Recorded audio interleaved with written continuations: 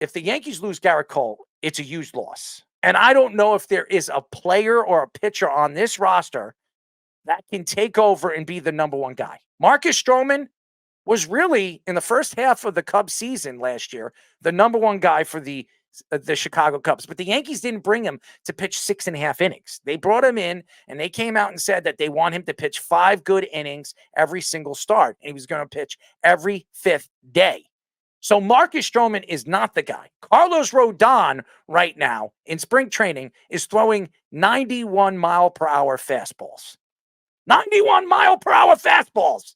That's not going to last. And he doesn't have the off-speed pitching that you see Jacob deGrom have, or one of those top-end pitchers, or even a Justin Verlander who can throw a curveball 12-6, or of that kind of talent when it comes to throwing those off-speed pitching. The Yankees are in a position where they have to decide if there is no chance that Gerrit Cole pitches in this rotation this coming year.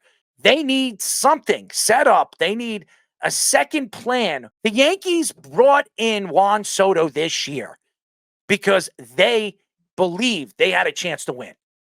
That the middle of their lineup was murderer's row. When you have Aaron Judge, you have Juan Soto, and Giancarlo Stanton. You have 3 guys that could hit 40 or more home runs and hit over 100 RBIs, if healthy. Giancarlo losing almost 20 pounds of muscle, 20 pounds of weight this offseason, so he could take some of that weight off his limbs that he's had problems with over the last couple of years. He couldn't stay healthy. The Yankees believed that he was going to have a breakout season.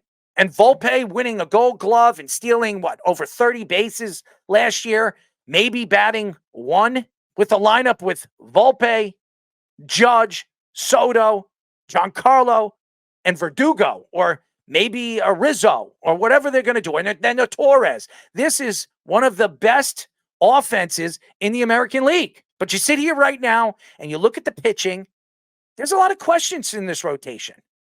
A lot of questions. And right now, Carlos Rodon went from the number 2 to the number 1. Nestor Cortez, who is coming off an injury, went from number 3 to number 2. And Marcus Stroman went from 4 to number 3. And this rotation is a shell of what they thought it was going to be with Gerrit Cole. And some of the stories were coming out in the middle of the offseason is they were going to bring in Blake Snell. If Blake Snell was going to take a Carlos Rodon contract, they were going to bring him in. But Blake Snell thought he was worth $270 million. Now, without Gerrit Cole, I think they win 88, 89 games if he doesn't play this season. And they're a borderline wild card team. And the problem is right now is you need that number 1 guy. You need the guy that on every 5th day is going to shut down every team's top hitters. They don't have that anymore. And listen, they gave Carlos Rodon a lot of money. They gave him a lot of money last year, and he was not healthy. His shoulder problems definitely affected him. There was no question he wasn't the same pitcher he was when he was on San Francisco, and he wasn't the same pitcher that he was when he was on the Chicago White Sox. Well, the last year of the Chicago White Sox.